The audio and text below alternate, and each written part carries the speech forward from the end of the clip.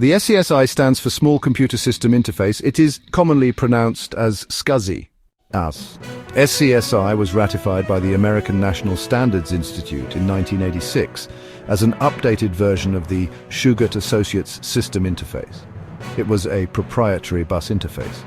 SCSI was both a communication protocol and a physical interface. It was developed to connect or communicate with peripheral hardware such as disk drives, tape drives, CD, DVD, ROM drives, printers and scanners. It has been used for over 30 years. CSI host adapter, which is responsible for transferring data between the SCSI bus and computer I/O bus. Sometimes it is also called as SCSI controller. Are those devices who can understand the protocol which is technically integrated in the device. A CSI device can be a wide variety of devices such as a hard drive, CD or DVD drive, tape recorder, and even scanner printers. These devices are designed to communicate with the host machine using a SCSI host appendage. This can be internal or external depending on the computer and the BIOS. Not all devices support every type of SCSI standard, but it's generally backward compatible. This means if an older device is attached to a newer computer that supports a later standard, the older device will run at the older, slower data rate. SCSI was also used to control RAID arrays. However, nowadays most devices have shifted to newer, faster standards like USB, but the protocol is still being used today for block storage or tape recorders. SCSI components include the initiator, which, as the name suggests, initiates or requests services from SCSI devices and receives a response. SCSI initiators come in different forms. They can be integrated into a device, included in a host bus adapter, or even be software-based like ISCSI.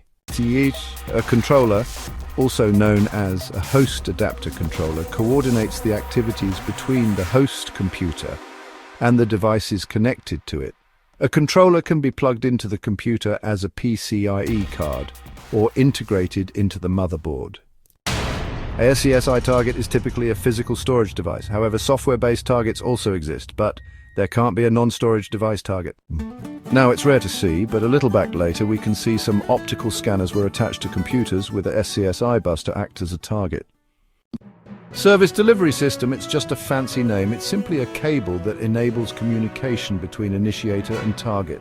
An expander, as the name suggests, is used to enable multiple devices to connect with a single port. Advantages: it had a reputation of being reliable because it has been tested by ANSI. It works for most of the devices, so there were very few incompatibility issues.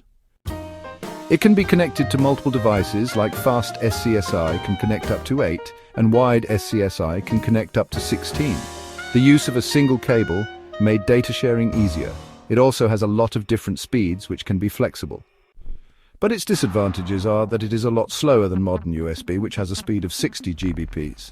It can also only connect 16 devices, whereas SAS can connect up to 65,535 devices.